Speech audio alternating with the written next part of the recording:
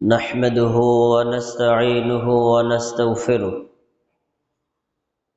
ونؤمن به ونتوكل عليه ونعوذ بالله من شرور أنفسنا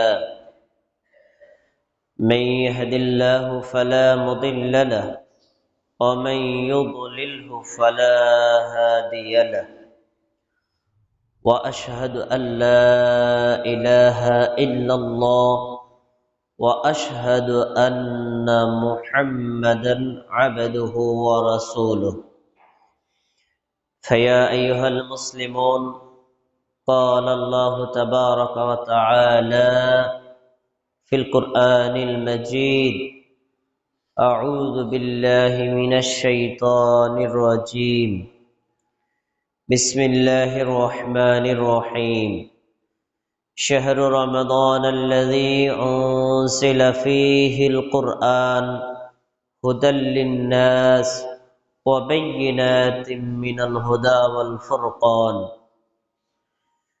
فمن شهد منكم الشهر فليصمه عن أبي هريرة رضي الله عنه أنه قال رسول الله صلى الله عليه وسلم من صام رمضان إيمانا واحتسابا غفر له ما تقدم من ذنبه رواه البخاري أما بعد আলহামদুলিল্লাহ প্রশংসা আল্লাহর জন্য যে আল্লাহ তাবারক ওয়া তাআলা আমাদেরকে সুস্থ সবল রেখে 1447 হিজরি সনের রমজান মাসের 2 তারিখে প্রথম জুমার সালাত আদায় করার জন্য বাইতুল আমান জামে মসজিদে একত্রিত হওয়ার তৌফিক দান করেছেন।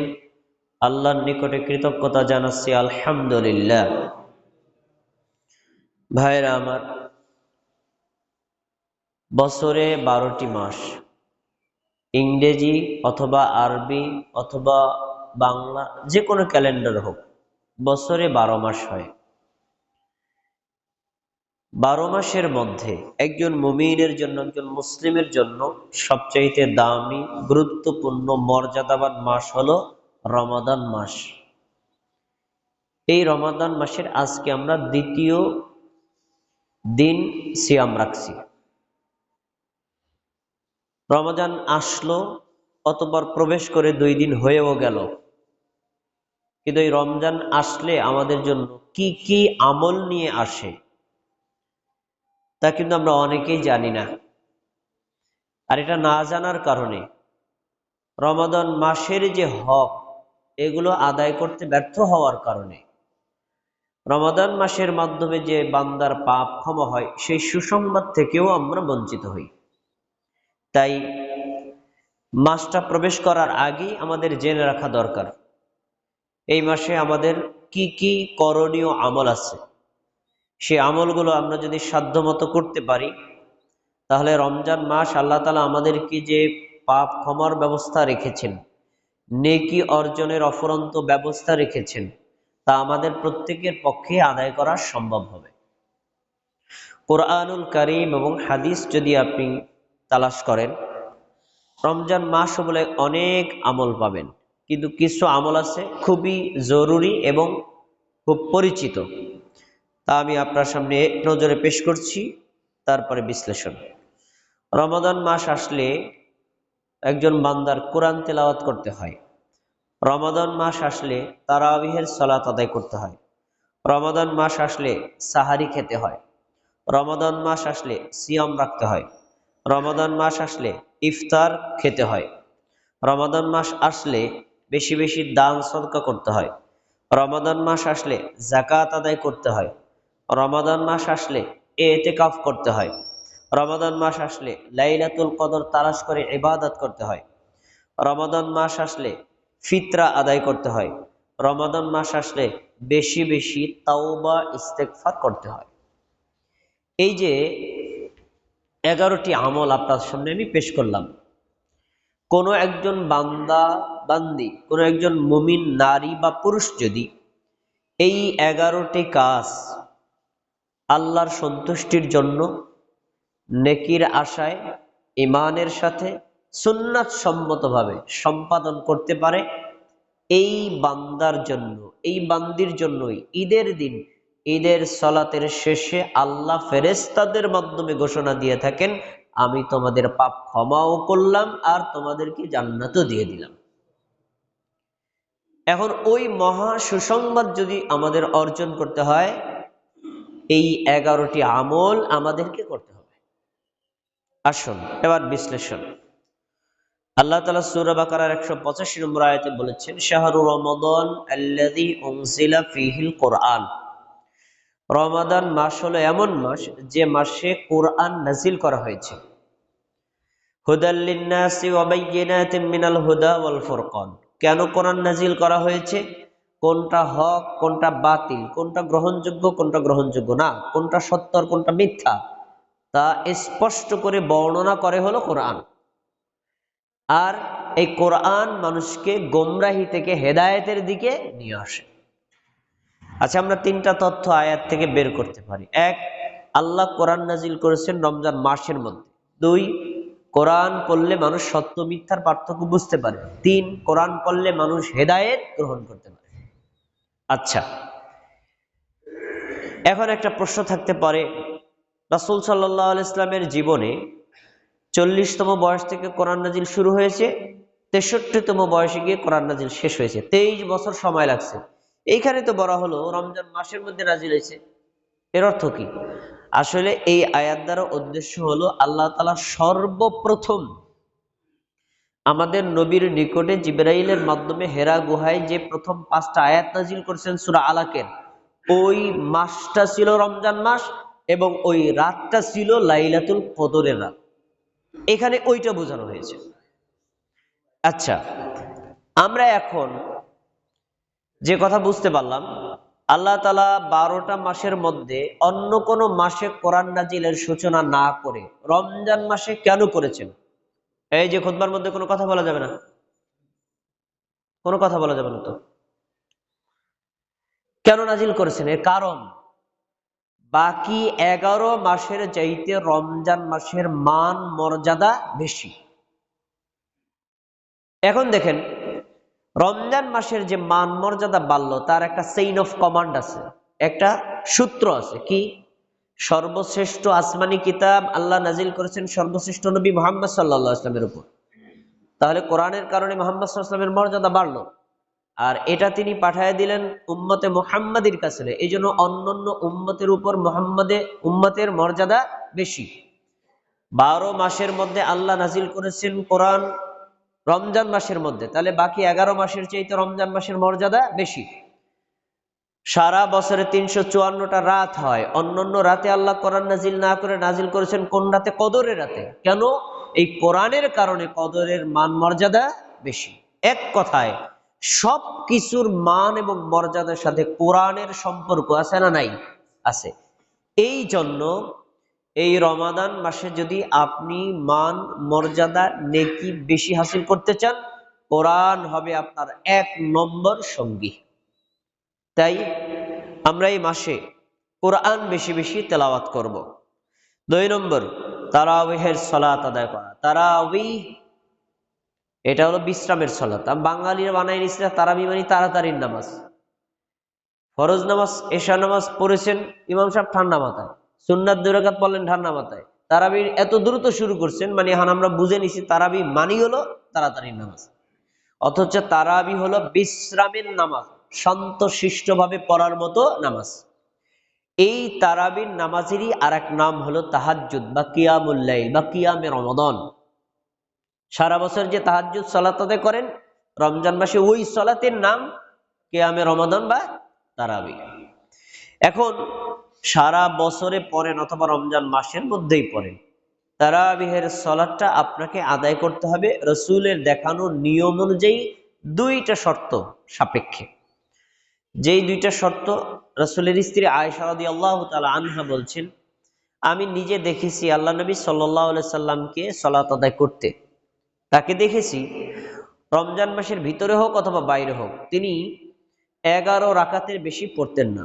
প্রথমে 4 রাকাত পড়তেন, তারপরে 4 রাকাত পড়তেন, এরপর 3 রাকাত ভিতর পড়তেন, এই 4-4-8, এই 4-4-8-এর যে সলাতের বিবরণ তিনি বলছেন, ফালা তাসআল আন হুসনিহিন্না অতুলিহিন্না, এই সলাতটা এত সুন্দর ছিল, এত দীর্ঘ কেরাত দিয়ে আদায় করা ছিল, ওই সলাতের সৌন্দর্য বর্ণনা করতে, ওই সলাতের দীর্ঘতা বর্ণনা করতে যে ভাষা জ্ঞান দরকার, আমি আয়েশার ওই ভাষাই জানা নাই, আমি তোমার কিভাবে বোঝাবো?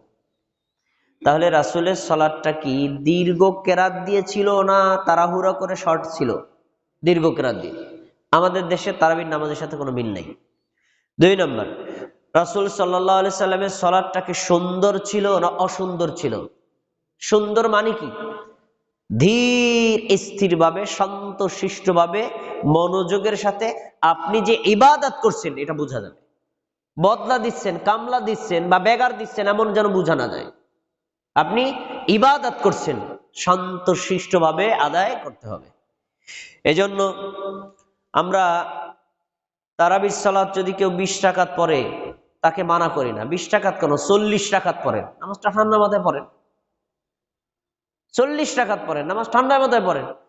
কিন্তু 20 রাকাত বা এর চেয়ে বেশি পড়তে গেলে মানুষের মাথায় নামাজ ঠান্ডা মাথায় পড়ার পরিবর্তে গণনাটা বেশি জরুরি হয়ে যায়, মানে কত রাকাত পড়লাম।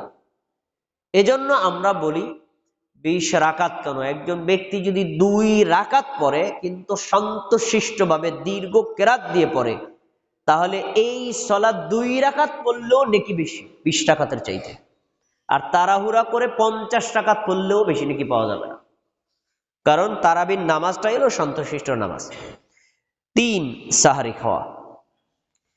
আমরা মুসলিমরা দিনের বেলায় সিয়াম রাখার জন্য ভোর বেলায় খাবার খাই, এটাকে আরবিতে বলা হয় সাহারি বা সাহুর, কিন্তু আমাদের সমাজে বলে সেহরি। শব্দটা ভুল, সেহরি না, সাহারি। এই সাহারির 2টা দিক, একটা হলো সাহারি খাওয়া সুন্নাত, 2 নম্বর সাহারি শেষ রাতে খাওয়া সুন্নাত, 3 নম্বর সাহারিতে খেজুর খাওয়া সুন্নাত। এইগুলো কিন্তু আমরা অনেকে খেয়াল করি না। আমরা ইফতারের সময় সবাই খেজুর খাই, কিন্তু সাহারির সময় খেজুর খাই না। হাদিসে রাসূল সাল্লাল্লাহু আলাইহি সাল্লামের থেকে প্রমাণিত আছে, তিনি আকলাতুস সাহার, তিনি সাহারিতে খেজুর খেতেন। অন্য খাবার খান, খেজুরটাও সুন্নাত। এখন এই সাহারির একটা গুরুত্বপূর্ণ দিক হলো যে সাহারি সুন্নাত হলেও এই সাহারি দ্বারা অমুসলিমদের রোজা আর মুসলিমদের সিয়ামের মধ্যে পার্থক্য বানানো হয়। তিনি বলেছেন আমাদের নবী, ফাসলু মা বাইনা সিয়ামিনা ওয়া সিয়ামি আহলিল কিতাবি আকলাতুস সাহার। শোনো, ইহুদিরাও রোজা রাখে, খ্রিস্টানরাও রোজা রাখে, হিন্দুরাও রোজা রাখে, তারাও উপবাস রাখে। তাদের উপবাস, তাদের রোজা আর মুসলিমদের সিয়ামের মধ্যে পার্থক্য, তারা ভোরবেলা কোনো কিছু খায় না আর আমরা ভোরবেলা খাবার খাই। তাহলে আপনার যদি ক্ষুধা নাও লাগে, ভোরবেলায় একটা খেজুর অথবা 1 গ্লাস পানি অথবা 1 গ্লাস দুধ আপনি খাবেন, ক্ষুধা না লাগলেও খাবেন। কেন? এই খাবারটা হলো ইহুদি খ্রিস্টানদের আর মুসলমানদের রোজার মধ্যে পার্থক্য সৃষ্টি করা হয়। এবার আসুন 4 নম্বর, সিয়াম রাখা। রমজান মাসে যে সকল কর্মসূচিগুলো ফরজ, তার ভিতরে সবচেয়ে টপ লিস্টের ইবাদত হলো সিয়াম রাখা বা রোজা রাখা। এটা প্রাপ্তবয়স্ক প্রত্যেক নারী পুরুষের জন্য ফরজ। রাসূল সাল্লাল্লাহু আলাইহি সাল্লাম বলেছেন, মান সামা রমাদান ঈমানান ওয়া ইহতিসাবান গুফিরা লাহু মা তাকদ্দামা মিন যামবি। কোন নারী কোন পুরুষ যদি ঈমানের সাথে নেকির আশায় রমজান মাসে রোজা রাখে, আল্লাহ তাআলা এই রোজার কারণে তার পূর্ববর্তী সব পাপ ক্ষমা করে দিবেন। সুবহানাল্লাহ। আচ্ছা, হাদিস থেকে আমরা 3টা কথা পাই।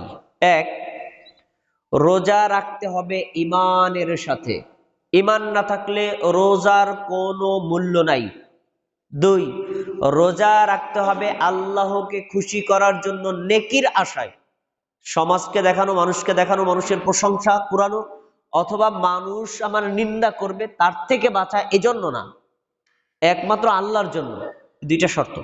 এই দুই শর্ত সাপেক্ষে কেউ যদি রমজান মাসে রোজা রাখে, আল্লাহ এই রোজার কারণে পিছনের পাপ ক্ষমা করবেন। তাহলে রমজান মাসে পাপ ক্ষমা হয় রোজা রাখলে, রোজা না রাখলে পাপ ক্ষমা হয় না। বাঙালি সবসময় উল্টা দিকে ঘোরে, এটা বাঙালির একটা রক্তগত রীতি। কিছু বাঙালি বলে সারাদিন রোজা না রেখা করছি একটা গুনাহ, ইফতার না করে কি ডাবল গুনাহ করব? এই জন্য যারা রোজা রাখে না তাদের ইফতারির বাহারি হরেক রকম, আর যারা রোজা রাখে না তারা কিন্তু ইফতারে খেতেও পারে বেশি, বেশি খায়। যারা রোজা রাখে না তারা বেশি খায়। বাঙালি উল্টা দিকে ঘুরলে হবে না।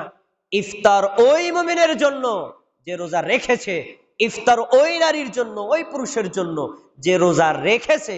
রোজা না রেখে করেছেন একটা অন্যায়, আবার ইফতারি করে ফাইজলামি করতেছেন ধর্মের সাথে।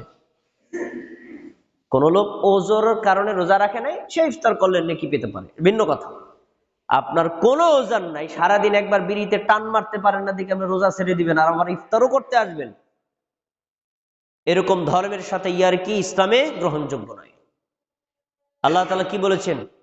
ইয়া আইয়ুহাল্লাযীনা আমানু কুতিবা আলাইকুমুস সিয়াম, হে মুমিন জাতি, তোমাদের উপর সিয়াম ফরজ করা হয়েছে, রোজা ফরজ করা হয়েছে। কামা কুতিবা আলাল্লাযীনা মিন ক্বাবলিকুম লাআল্লাকুম তাত্তাকুন। তোমরা ভাবতে পারো শুধুমাত্র তোমাদের উপরে আমরা রোজা চাপাই দিছি, আমি আল্লাহ রোজা চাপাই দিছি, না। আরে তোমাদের পূর্বে ইব্রাহিম আলাইহিস সালামের উম্মত অথবা নূহ আলাইহিস সালামের উম্মত অথবা ইয়াহইয়া আলাইহিস সালামের উম্মত, পৃথিবীতে যত নবী আর রাসূল এসেছেন প্রত্যেক নবী আর উম্মতের উপরেও আমি আল্লাহ রোজা ফরজ করেছিলাম, কিন্তু ধরনটা ভিন্ন। মুসা আলাইহিস সালামের জামানায় মুহররম মাসের 10 তারিখ আশুরার দিন রোজা রাখা ফরজ ছিল। আমাদের জামানায় রমজান মাসে রোজা রাখা ফরজ, আশুরার দিনে রোজা রাখা ফরজ না। সিস্টেমটা ভিন্ন, কিন্তু রোজা তাদেরও ছিল আমাদেরও আছে। ফলাফল কি?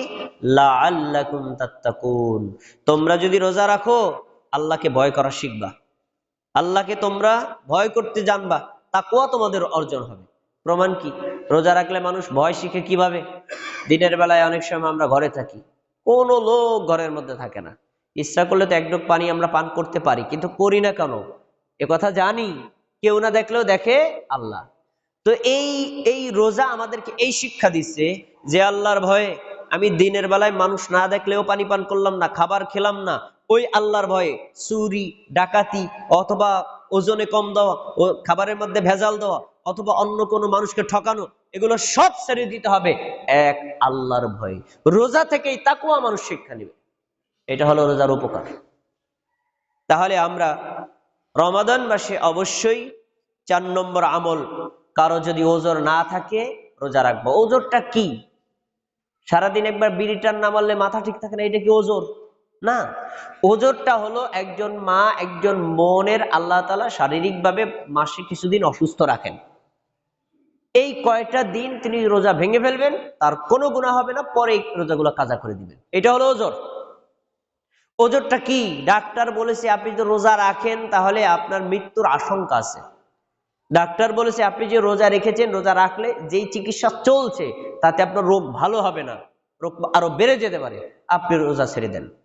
আপনি এখান থেকে চট্টগ্রাম গেছেন, যাওয়ার সময় অসুস্থ হয়ে পড়তে পারেন, মুসাফির, তাহলে আল্লাহ আপনার ওজর গ্রহণ করবেন। ঠিক আছে, রোজাটা ভেঙে দাও, যেটা ভাঙছো পরে আবার রেখে দিও, এটা হলো ওজন। কিন্তু আপনি সারাদিন কিছু টান না মারলে ঠিক থাকে না, এটা তো ওজন না। এই ওজর ইসলামী শরীয়তে গ্রহণযোগ্য না। এই জন্য অনেক বৃদ্ধ মানুষকে দেখা যায় যারা রোজা রাখে না, পর্দার অন্তরালে হোটেলে গিয়ে খাবার খায়, খুবই দুঃখজনক তাদের জন্য। এরপরে আসুন আমাদের 5 নম্বর আমল, ইফতার করা। রমজানে যতগুলো 11টি আমল আছে তার ভিতরে একটি আমল হলো ইফতার করা। শুনে রাখুন, ইফতার খাওয়া সুন্নাত, ইফতার আর একজনকে খাওয়ানো সুন্নাত। ইফতার খাওয়া যেমন সুন্নাত, ইফতার আরেকজনকে খাওয়ানো যেমন সুন্নাত, তার চাইতে ডাবল সুন্নাত হলো ইফতার তাড়াতাড়ি করা সুন্নাত। আমরা ইফতার খাই, আরেকজনকে খাওয়াই, কিন্তু ইফতার তাড়াতাড়ি খাই না। এখন তাড়াতাড়ির মিনিংটা কি? তাড়াতাড়ির অর্থ কি? তাড়াতাড়ির অর্থ সূর্য ডোবার আগেই খেয়ে ফেলা না। তাড়াতাড়ির অর্থ হলো সূর্য ডোবার সাথে সাথে ইফতার করা, এর অর্থ তাড়াতাড়ি। সূর্য ডোবার সাথে সাথে, আর দেরি করা যাবে না। আচ্ছা, এরপরে আমাদের সমাজে আবার একটা কথা প্রচলিত আছে, সতর্কতার জন্য দেরি। ইফতারের জন্য কি সতর্কতা আছে? উত্তর হ্যাঁ আছে। সতর্কতাটা কি? সূর্য অস্ত গেল কিনা শিওর হয় তারপর ইফতার করা, এটাই সতর্কতা।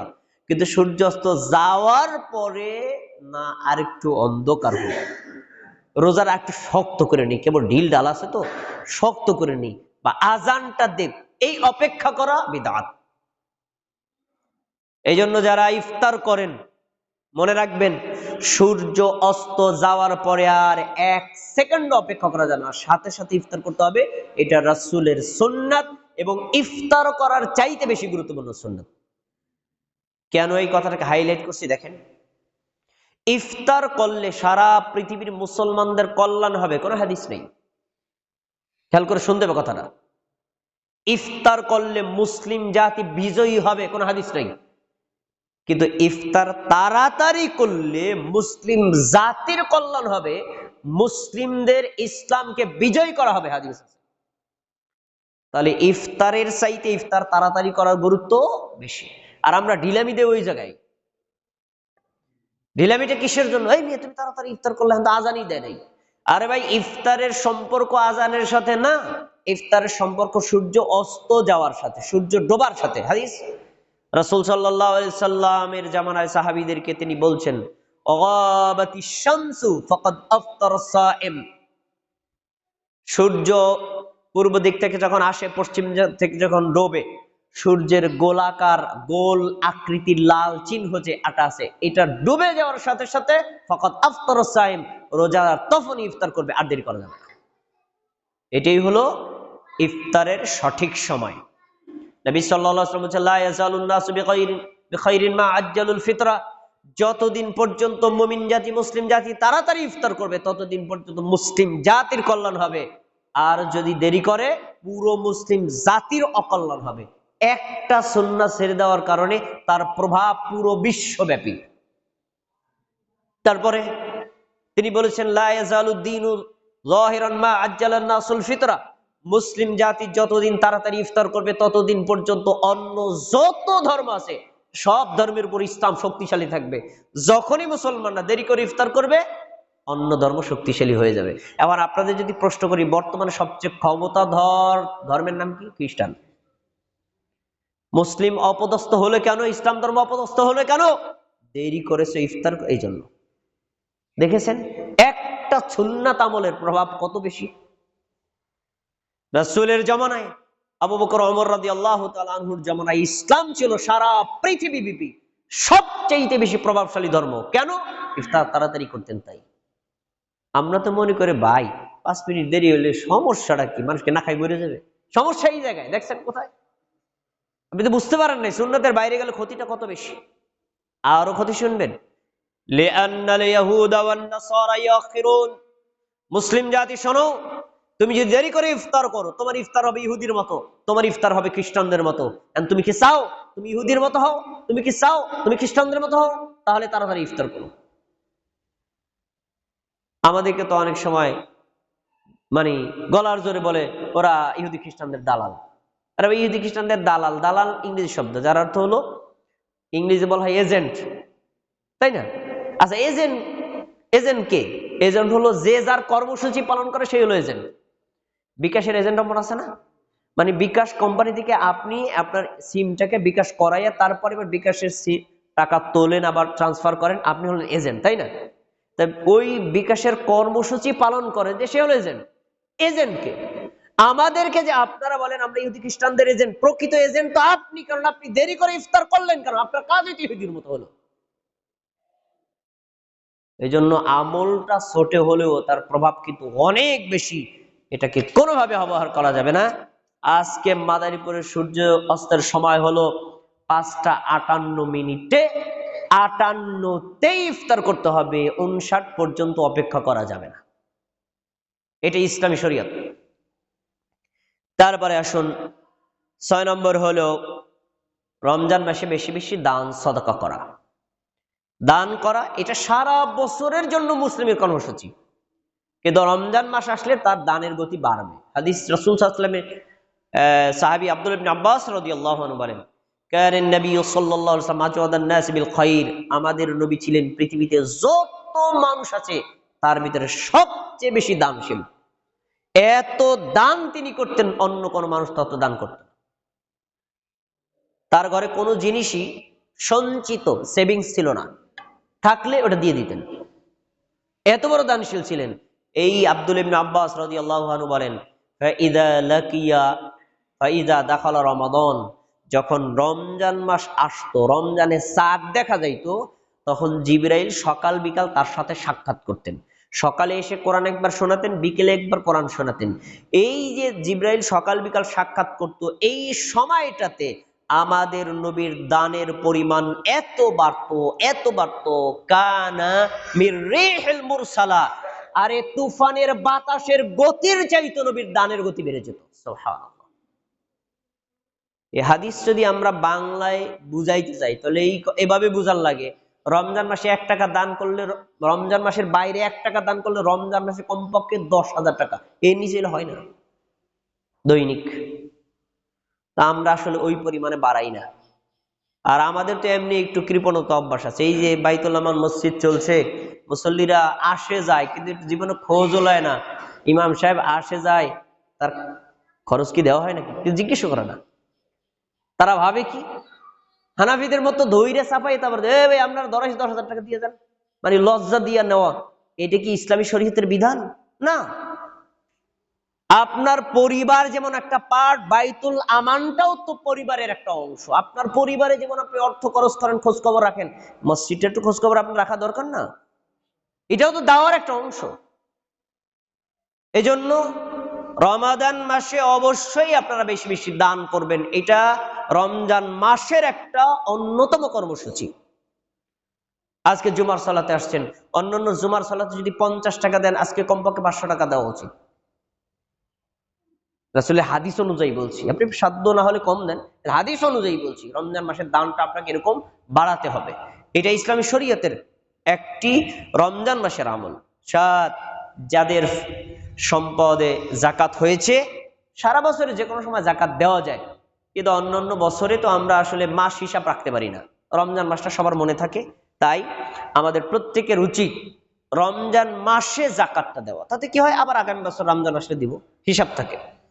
আর রমজান মাসে দান করলে যদি বেশি নেকি হয়, এই জন্য জাকাত আদায় করলেও নেকি বেশি পাবেন ইনশাআল্লাহ।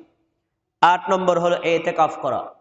রমজান মাসের 20টা দিন চলে যাওয়ার পরে 21তম দিন যখন শুরু হবে, তখন থেকে শুরু করে একদম ঈদের চাঁদ দেখা পর্যন্ত আপনার মসজিদের মধ্যে থেকে আল্লাহর ইবাদত করা, লাইলাতুল কদর তল্লাশির জন্য, এটাকে বলা হয় ইতিকাফ। রাসূল সাল্লাল্লাহু আলাইহি সাল্লাম সারা জীবনই এই সুন্নাত পালন করেছেন, মৃত্যুর আগের বছরও করেছেন। তাই এই সুন্নাতটা আমাদের পালন করা উচিত। কিন্তু এর জন্য কোনো সিস্টেম করা যাবে না, বদলা ভাড়া করা যাবে না। বদলা ভাড়াটা কি আব্দুল হান্নান ভাই? আমরা তো খাইলে তেমন কাজ টাজ নাই, আমরা কেউ যদি ইতিকাফ না করি, এত বড় গুনার বার কে নিবে? আপনি বসেন, আমরা এই 10 দিনের ইফতার দিব, সাহারি দিব, আবার ঈদের লুঙ্গিও দেবো, তারপর ভাই বসেন। এরকম বদলা ভাড়া করে বসানোর দরকার নেই। যার যার উদ্যোগে লাইলাতুল কদর তালাশ করার জন্য ইতিকাফ করবেন। তারপরে আমাদের 9 নম্বর আমল হলো লাইলাতুল কদর তালাশ করা। রাসূল সাল্লাল্লাহু আলাইহি ওয়াসাল্লাম বলেছেন, মান কামা লাইলাতুল কদরি ঈমানান ওয়া ইহতিসাবান গুফিরা লাহু মা তাকদ্দামা মিন যামমি। যে বান্দা বান্দি লাইলাতুল কদর তালাশ করার জন্য রমজানের 21তম রাত থেকে 29 বা 30তম রাত পর্যন্ত ইবাদত করবে, আল্লাহ তাআলা তার পিছনের পাপ ক্ষমা করে দিবেন। তাই আমাদের লাইলাতুল কদর তালাশ করে ইবাদত করতে হবে। 10 নম্বর আমল হলো ফিতরা দেওয়া। শেষের দিকে রমজান যখন 3-4টা বাকি থাকে, তখন থেকে দেওয়া শুরু করবেন। ঈদগাহে সালাত আদায়ের আগে শেষ করে ফেলতে হবে। এটা একটা ফরজ আমল। রমজান মাসে রোজা রাখা যেমন ফরজ, ফিতরা দেওয়া তেমনই ফরজ। এবং এই ফিতরাটা সুন্নাহ সম্মতভাবে দিতে হবে। আমরা যে খাবার খাই, খাবার দিয়ে ফিতরা দেওয়া এটা আলাদা একটা সুন্নাত। আমরা টাকা দিয়ে দেই, টাকা দিয়ে দেওয়াটা সুন্নাতের খেলাফ। নবী সাল্লাল্লাহু আলাইহি ওয়াসাল্লামের সাহাবী আবু সাঈদ খুদরি রাদিয়াল্লাহু আনহু বলেন, রাসূল সাল্লাল্লাহু আলাইহি ওয়াসাল্লাম এর জামানায় আমরা 1 সা খাদ্য দিতাম। ওয়া কানা তুআমানা আশ-শাঈর ওয়াজ-যাবিব ওয়াল-আকিত ওয়াত-তামরু। আমাদের প্রধান খাদ্য কি ছিল? খেজুর, যব, পনির, কিসমিস। এই তিনটা ছিল আমাদের দৈনন্দিন খাবার। বাঙালির কি তিনটা দৈনন্দিন জীবনে খায় না? রমজান মাস আসলে কিছু খেজুর খায়, সারা বছরে খেজুর তালাশ করে পাওয়া যায় না। এটা তো দৈনন্দিন খাবার না। আমরা দৈনন্দিন খাবার খাই ভাত, আর ভাতের মূল হলো চাল। এই জন্য আপনি যে মানের চাল খান, এই চাল দিয়ে দেবেন 1 সা, 2.5 কেজি অথবা 3.25 কেজি। 1 সা হয়, 1 সা চাল দিয়ে দিবেন। এটি হলো সুন্নাত। 11তম আমল, মোস্ট ইম্পর্টেন্ট, খুবই গুরুত্বপূর্ণ। রমজান মাস আসে তিনটা জিনিস নিয়া। 1, বান্দার পাপ ক্ষমা হবে। 2, বান্দাকে জাহান্নাম থেকে নাজাত দেওয়া হবে। 3, বান্দাকে জান্নাত দেওয়া হবে। এই তিনটা জিনিস পাবে তারা রমজান মাসে তাওবা ইস্তেগফার করে যারা। আমরা অনেকে ট্রেডিশনাল সিস্টেমে রোজাও রাখছি, ইফতারও করছি, সাহারিও খাচ্ছি, অন্যান্য আমল করছি, একবারও মনে পড়ে না আল্লাহর কাছে নিজের পাপের জন্য ক্ষমা চাইতে হবে। তাওবা করা, ইস্তেগফার করা রমজান মাসের অন্যতম গুরুত্বপূর্ণ কর্মসূচি। দলিল সুনানে তিরমিজিতে বর্ণিত আছে, রাসূল সাল্লাল্লাহু আলাইহি সাল্লাম বলেন, রাগিমা আনফু রাজুলিন দাখালা আলাইহি রমাদান ফানসালাখা ক্বাবলা আইয়ুগফিরা লাহ। ওই ব্যক্তির নাক ধুলায় মলিন হোক, ওই ব্যক্তির নাক ধুলায় মলিন হোক, ওই ব্যক্তির নাক ধুলায় মলিন হোক। এই ধুলায় মলিন হোক মানে হলো লোকটা অপমানিত হোক, লাঞ্ছিত হোক, নিগৃহীত হোক, লোকটার সম্মান ধুলায় মণ্ডিত হোক। উদ্দেশ্য কি? লোকটা রমজান মাস পেল 30 এবং 29টা দিন, এত লং টাইম পাইছে। লং টাইম পাওয়ার পরেও লোকটা নিজের পাপের ক্ষমা আল্লাহর থেকে নিতে পারে নাই, ওই লোকটা অপমানিত হোক। তাহলে বোঝা গেল পুরো রমজান মাসটা আমরা ভাগ করছি না, প্রথম 10 দিন রহমতের, মাঝের 10 দিন মাগফিরাতের, শেষের 10 দিন নাজাতের, ভাগ না। আরে নতুন চাঁদ দেখা পর থেকে শুরু করে ঈদের চাঁদ পর্যন্ত টানা এক টানা 30 আর 29টা দিন আর রাত, এনি টাইম ক্ষমাও চলে, রহমতও চলে, নাজাতও চলে। অতএব আমরা যে কোনো সময় নিজেদের পাপের জন্য আল্লাহর কাছে তাওবা ইস্তেগফার করব, ক্ষমা চাইব। যদি আমরা আল্লাহর কাছে তাওবা ইস্তেগফার করতে পারি, আল্লাহ কবুল করেন, তাহলে রমজান মাস পাওয়া আমাদের জন্য সবচেয়ে বড় সফল। আমি আপনাদের সামনে রমাদান মাস উপলক্ষে 11টি আমলের কথা উল্লেখ করেছি। আমরা সকলেই এই রমজান মাসে 11টি আমল সুন্নাহ সম্মতভাবে সম্পাদন করার চেষ্টা করব। আল্লাহ তাআলা আমাদের তৌফিক দান করুন, আমিন।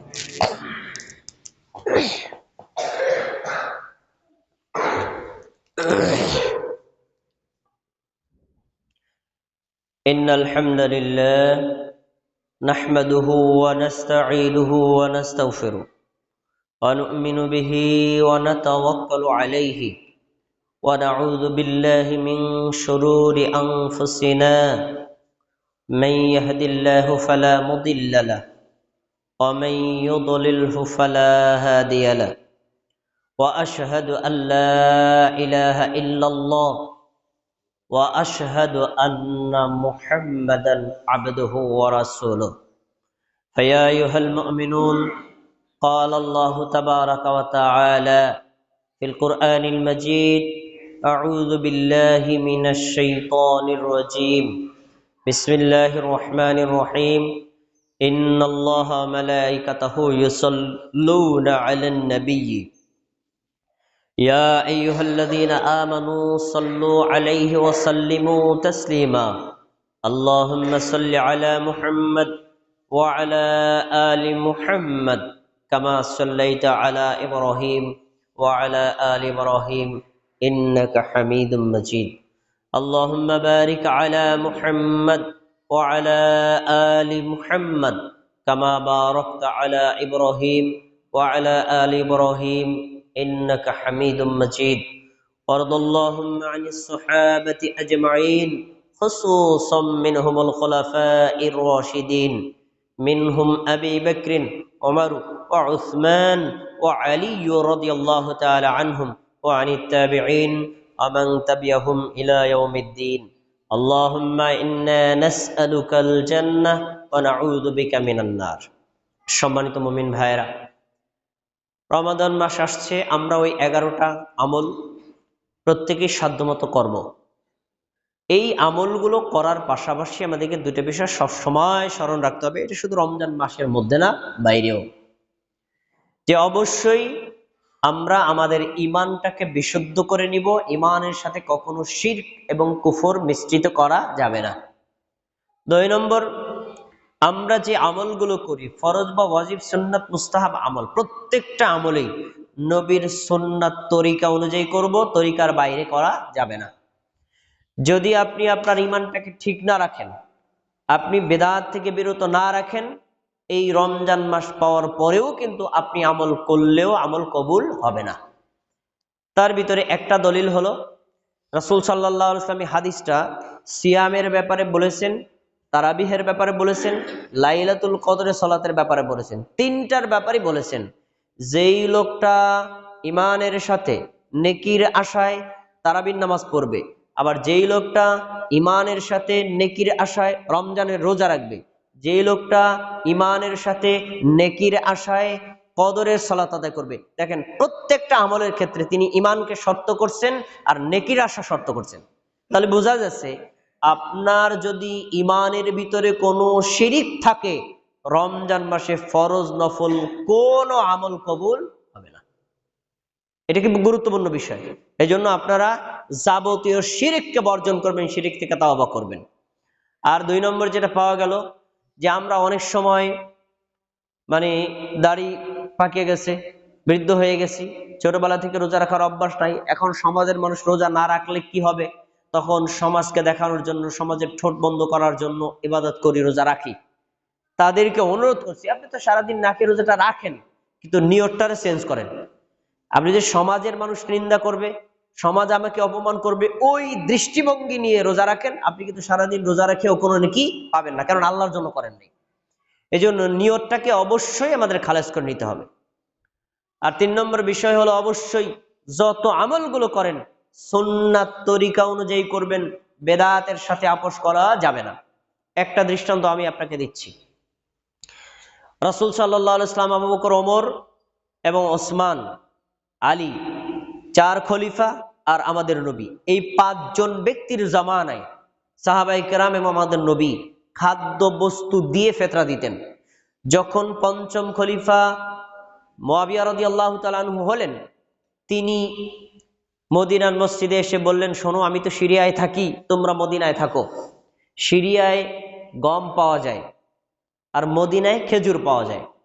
তো এখন শোনো, মদিনায় হলো গমের দাম বেশি, কারণ এখানে নিয়মিত উৎপাদন হয় না, আর সিরিয়ায় খেজুরের দাম বেশি, কারণ ওইখানে খেজুর নিয়মিত উৎপাদন হয় না। তা আমার ধারণা, এটা তিনি বলছেন, মুআবিয়া বলছেন, আমার ধারণা কেউ যদি অর্ধসা গম দিয়ে মদিনায় থেকে ফিতরা দেয়, 1 সা না দেয়, তাহলে তার ফিতরা আদায় হয়ে যাবে।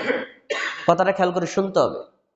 তিনি কি বললেন? অর্ধসা গম দিয়ে মদিনার লোক আদায় করলে আদায় হয়ে যাবে। এ কথা যখন বলেছেন তখন তিনি মেম্বারে, এবং তিনি হলেন তখন মুসলিম রাজ্যের খলিফা মুআবিয়া রাদিয়াল্লাহু তাআলা। সাথে সাথে রাসূলের আরেকজন সাহাবী আবু সাঈদ খুদরি রাদিয়াল্লাহু তাআলা আনহু দাঁড়িয়ে বলছেন, কাল্লা, কখনো নয়, আমি এটা মানি না, বরং আমি নবীর জামানা থেকে এই পর্যন্ত আমরা আমাদের নিয়মিত খাদ্য খেজুর দিয়ে, পনির দিয়ে, কিশমিশ দিয়ে, জব দিয়ে যে আদায় করছি, মৃত্যু পর্যন্ত আমি এগুলো দিয়ে আদায় করব, আমি গম দিয়ে অথবা অর্ধসা দিয়ে আদায় করব না, করব না। কঠোর প্রতিবাদ করেছেন। শুনুন, এই প্রতিবাদ দ্বারা তিনি কি বোঝাতে চাইলেন? তিনি বোঝাতে চাইলেন কারো কোনো যুক্তি দিয়ে ধর্মের ইবাদতের রীতি পরিবর্তন করা ইসলামে গ্রহণযোগ্য না। তিনি কঠোরভাবে প্রতিবাদ করেছেন এবং তিনি বলেছেন মৃত্যু পর্যন্ত এভাবে আদায় করবেন। তাহলে বোঝা যাচ্ছে যে সুন্নাত তরিকা অনুযায়ী আদায় করার ব্যাপারে সাহাবীরা অত্যন্ত কঠোর ছিলেন। এই কঠোরতা শিক্ষা পেয়েছেন কার থেকে? আমাদের নবী থেকে। তাই আপনারা এই যে রমজান মাসে অবশ্যই ফরজ আমল করেন, সুন্নাত আমল করেন, মুস্তাহাব আমল করেন, প্রত্যেকটা আমল সুন্নাত তরিকা অনুযায়ী করবেন, সুন্নাতের বাইরে কোনো বেদাতকে মিশ্রিত করবেন না। যদি কোনো ব্যক্তি বেদাতকে পরিত্যাগ করে সুন্নাত অনুযায়ী আমল করে, শিরিক কুফর পরিত্যাগ করে সঠিক ঈমানের উপর আমল করে, আল্লাহর সন্তুষ্টি নিয়ে আমল করে, তাহলে ওই ব্যক্তির জন্যই রমজানের পাপ ক্ষমা, রমজানে জাহান্নাম থেকে মুক্তি, আর রমজান তার জন্য জান্নাত লাভ করা সম্ভব হবে। আল্লাহ তাআলা আমাদের তৌফিক দান করুন, আমিন। আল্লাহ, আপনি আমাদের রমজান মাসে যত আমল আমরা করি, আমাদের আমলগুলো কবুল করে নিন। আমরা যত ফরজ আমল করি, সকল আমলগুলো কবুল করে নিন। আমরা যারা নফল আমল করি, আমাদের নফল আমলগুলোকে কবুল করে নিন। রব্বুল আলামিন আমাদের সবাইকে সুস্থ সবল থেকে বাকি রোজাগুলো আদায় করার তৌফিক দান করুন। আমাদের মা বোনদেরকে রমজানের রোজা রাখার এবং রমজানের হক আদায় করার তৌফিক দান করুন। আল্লাহ, আমাদের সবাইকে ইসলামের উপর, ঈমানের উপর অটল অবিচল থাকার তৌফিক দান করুন। রমজান মাস উপলক্ষে আমাদের বেশি বেশি দান সদকা করার তৌফিক দান করুন। রব্বুল আলামিন, আপনি আমাদের দানকে কবুল করে নিন। আপনি আমাদের ছোট বড় সব আমলগুলোকে কবুল করে নিন। আমাদের শিরক এবং কুফরির পাপ ক্ষমা করে দিন। আমাদের যাবতীয় যত বড় গুনাহ করেছি, আমাদের সকল কাবীরা গুনাহগুলো ক্ষমা করে দিন। আমাদের সকল সগীরা গুনাহগুলো ক্ষমা করে দিন। এই যে 2টা রোজা রেখেছি, আমাদের রোজাগুলোকে কবুল করে নিন। আল্লাহ, আজকের এই জুমার দিনে জুমার সালাত আদায় করেছি, জুমার সালাতকে কবুল করে নিন। জুমার খুতবাকে কবুল করে নিন। আমাদের সারা বাংলাদেশের মুসলমানদেরকে হেদায়েত দান করুন। বাংলাদেশের যারা ক্ষমতায় রয়েছে তাদেরকে হেদায়েত দান করুন। তাদেরকে হেদায়েতের উপর অটল থাকার তৌফিক দান করুন। যারা ক্ষমতাসীন রয়েছেন, মুসলিমদের কল্যাণে, বাংলাদেশের জনগণের কল্যাণে কাজ করার তৌফিক দান করুন। আল্লাহ, আপনি আমাদের দোয়াকে কবুল করে নিন। আমরা যারা অসুস্থ, আমাদের সবাইকে সুস্থতা দান করুন। আমাদের পরিচিত যারা অসুস্থ, তাদের সবাইকে সুস্থতা দান করুন। আল্লাহ, আপনি আমাদের দোয়াকে কবুল করে নিন, আমিন। ইন্নাল্লাহা ইয়া'মুরু বিল আদলি ওয়াল ইহসান ওয়া ইতা'i যিল কুরবা ওয়া ইয়ানহা আনিল ফাহশাই ওয়াল মুনকারি ওয়াল বাগি ইয়া'iযুকুম লা'আল্লাকুম তাযাক্কারুন ফাযকুরুনি আযকুরকুম ওয়াশকুরু লি ওয়া লা তাকফুরুন।